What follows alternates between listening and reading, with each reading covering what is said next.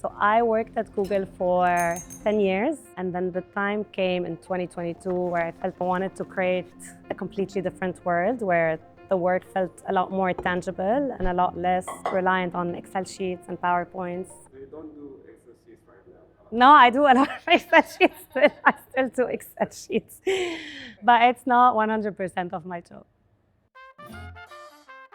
I'm a middle child. I have two sisters. I'm in between. And I think as a middle child, you tend to get the least amount of attention.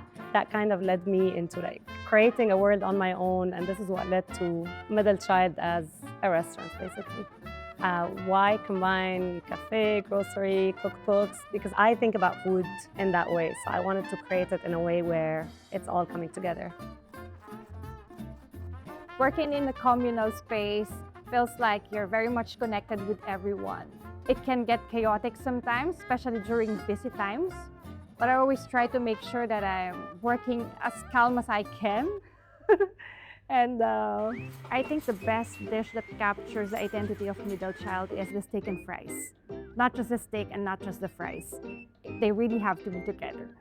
Middle Child is not just a dining area, it is a destination, a place whereby people come to linger, to browse and also to explore.